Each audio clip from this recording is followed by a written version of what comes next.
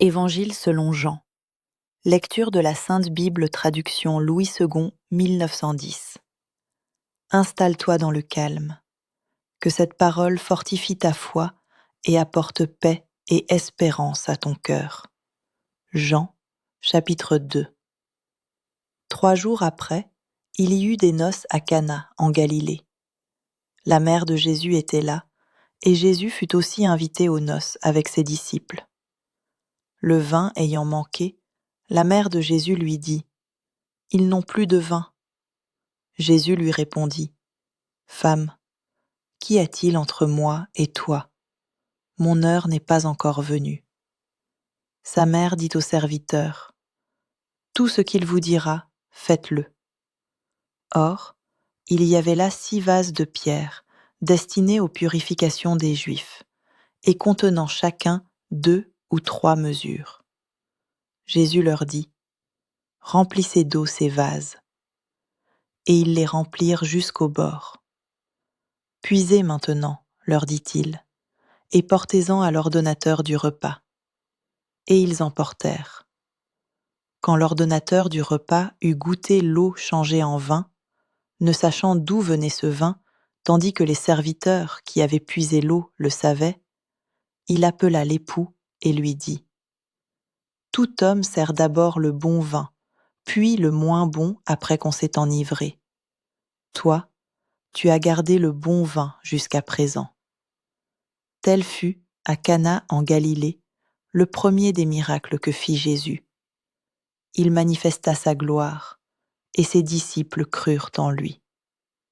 Après cela, il descendit à Capernaum, avec sa mère, ses frères et ses disciples, et ils n'y demeurèrent que peu de jours.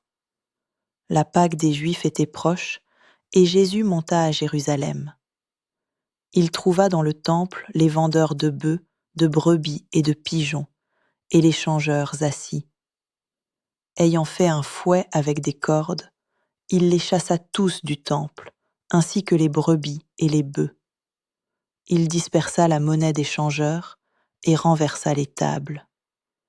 Et il dit aux vendeurs de pigeons : « Ôtez cela d'ici, ne faites pas de la maison de mon Père une maison de trafic. » Ses disciples se souvinrent qu'il est écrit : « Le zèle de ta maison me dévore. » Les Juifs, prenant la parole, lui dirent : « Quel miracle nous montres-tu pour agir de la sorte ? » Jésus leur répondit : « Détruisez ce temple, et en 3 jours je le relèverai. » Les Juifs dirent alors : « Il a fallu 46 ans pour bâtir ce temple, et toi, en 3 jours tu le relèveras ? » Mais il parlait du temple de son corps. C'est pourquoi, lorsqu'il fut ressuscité des morts, ses disciples se souvinrent qu'il avait dit cela, et ils crurent à l'Écriture et à la parole que Jésus avait dite. Pendant que Jésus était à Jérusalem, à la fête de Pâques, plusieurs crurent en son nom, voyant les miracles qu'il faisait.